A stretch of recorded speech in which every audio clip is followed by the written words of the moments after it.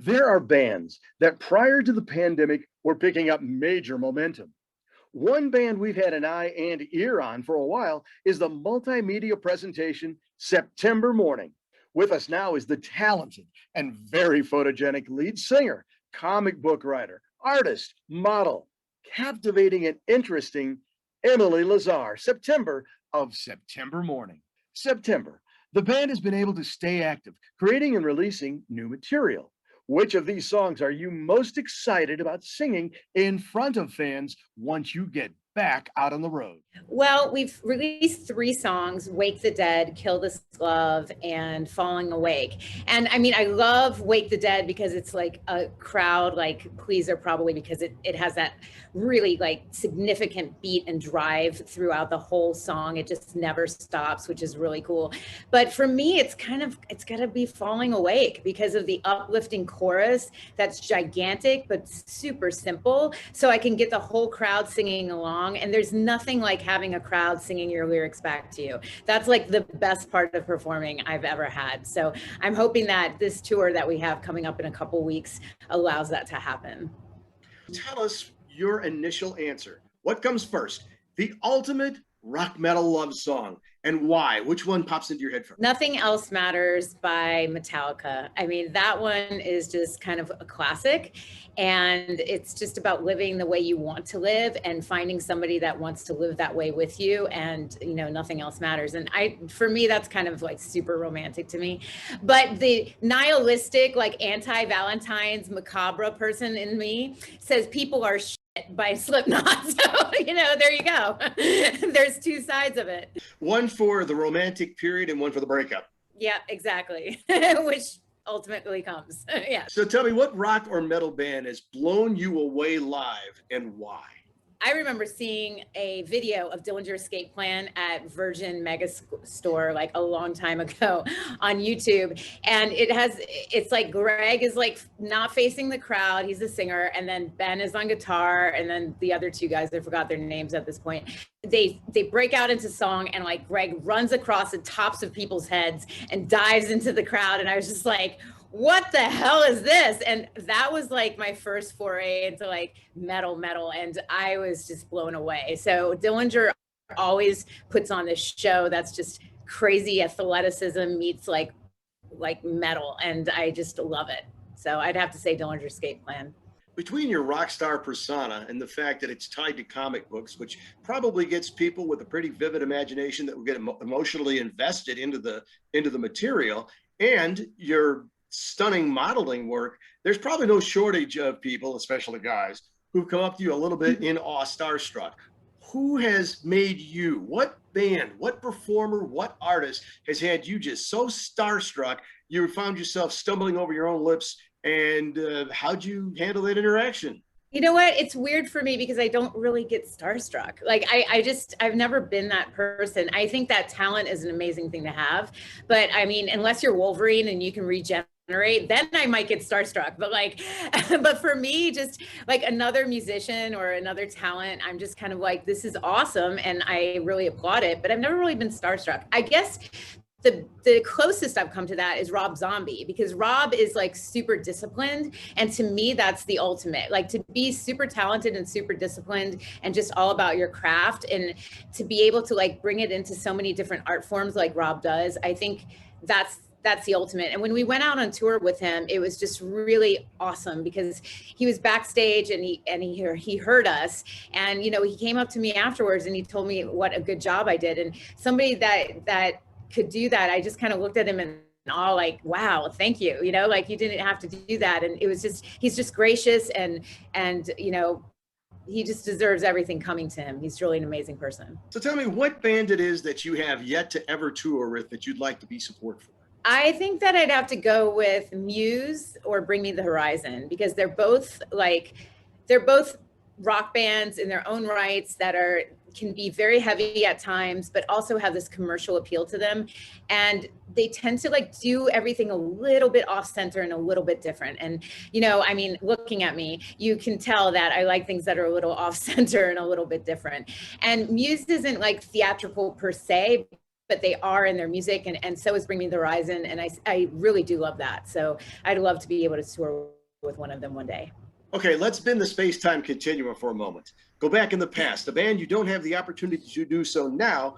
Who from the past do you wish you could go back in time and go on the road with? If I could go back in time and I could do something like that, I guess it would be Nirvana at Reading Festival, or Reading Festival in like 1992 when they played. That was like, I remember seeing a YouTube video of that, and it just looks like that was the place to be at that time. And Nirvana is just classic, and playing opening for Kurt would have been a whole nother level of craziness. Do you have a special message, be it sincere or, it's something words of wisdom you've acquired during this whole time, something you'd like to share with your fans, just a little piece of your insight that you think can be valuable to help them as well? Well, I think that we've all been through a lot during this pandemic. I mean, it's really taught us a lot of things. And if we look back on it, and we look back on, what's gotten us through, we do realize that, the importance of family, the importance of friends, the importance of like staying in touch with those that you love. And I think that's super, super important. And for us, even as a band, it's all about the fans, and it's all about their love and support, and having your love and support throughout this pandemic, and really just, being there for us, even when we're releasing new music, but we can't tour on it, and just, writing to us and saying how much you love the band, and picking up our merch even though we're not on tour, and just supporting us in any way that you can. That is like the ultimate, and it was just so motivating for us to kind of like keep creating and keep everything going. So we just wanted to thank all of you for doing that, and you too, Kevin, and everybody over at KLAQ that have supported us so far. We just really love that feeling, and we really appreciate you guys so very much. One of the things that I've noticed you've been able to do during the whole pandemic is you spend a lot of time. You kept saying on your social media accounts you were going to dedicate it to yourself. You were going to work on yourself, and that was admirable. Last time we talked, you were talking about learning new languages, and you even started into a new venture that so many people are just now waking up to. Care to talk about NFTs? Oh yeah. So you got an hour? Because I'll just talk your ear off. Yeah, I really got into NFTs when I was in the pandemic. I mean, it was funny because, we could not really do anything on the road. Obviously, we couldn't tour, we couldn't do anything like that. So I was just thinking of ways to be creative and ways to put our story out there. And of course, transmedia is something that September Mourning, embodies. So to go into NFTs and to go into storytelling with non-fungible tokens, which is what an NFT is just like an incredible thing for us. So I, took it upon myself to learn everything I could about cryptocurrency and about non-fungible tokens, about art on the blockchain. And if you don't know what they are, basically it's a piece of art that is embedded on a blockchain, like the Ethereum blockchain. And you can pick it up just like you would like a Picasso or something like that. And you can also flip it on the blockchain and make money off of the artwork, or you can save it as a collectible because it has a certificate of authentication from the actual artist. So it becomes like this really scarce thing. And it's just kind of brilliant how it came to be, and the whole like method behind blockchain technology and everything like that. And we were just really fortunate to kind of like get in there and really learn about it and develop like a culture around it and a community around it. And the community NFT space is just huge, and it's growing and it's booming, but it's still very early. So it's just like, it's all about innovation in that space, and it's all about just being direct to the consumer. And it feels like it's bubbling. It feels like it's exciting, and it's so new and so promising for artists in general. So I'm really excited to be part of it. Well, now that I have September Mourning here on the screen along, existing on the plane that you do, the ability to kind of move between universes, to be a little more aware. Maybe the lady on the pillow behind you, has she got any more modeling shoots coming up that's going to be out soon? So this is what I look like in real life. Yeah, that's my pillow. You guys can get it at Faux House. That's my shameless plug.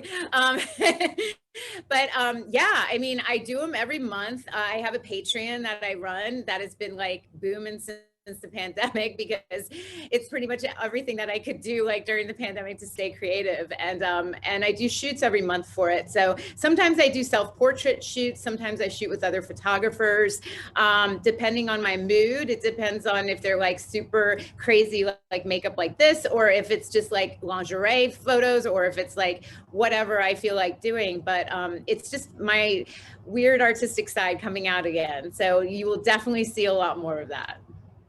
We always talk about anytime you're on, either on KLAQ or on Loudwire Nights, is the comic book venture. And the fact that you not only have so much creativity, so much input, so much guidance into the whole universe that has become September Mourning, you're also constantly discovering other books. Has there been anything out there that you picked up during the pandemic that you want to tell your comic book fans, your comic book readers, the people who support that side of your artistic endeavors, they should check out or maybe get to know? There's a couple of books that I read during the pandemic. There's Outcast, which is, oh gosh, I think that's on Skybound. There is Siphon that's coming out on Top Cow, which looks really dope. There's a couple of books, but I also have been going back into like my comic book vaults and rereading some comic books, and also doing some anime ventures because somebody sent me some anime. Wink, wink, nudge, nudge, Kevin. But thank you. But yeah, I've been going back and I just reread. I actually did this the other night. I reread The Killing Joke, which I haven't read in such a long time. And I did it because Mark Silvestri is working on the new Batman comic book, like the Batman versus Joker comic book. So that's going to be out through DC very, very shortly. And I was like, oh, I need to like read a Batman book. And so I picked up The Killing Joke. It's on my bookshelf and I just read it and I was like, damn, this is good. You know, you don't like realize how good that whole like world is until you go back and you reread it. And it's just kind of like one of the basic books that kind of got me into comics in general. So it was really cool to revisit it. We got to talk about the music. One more thing we just got to add on here.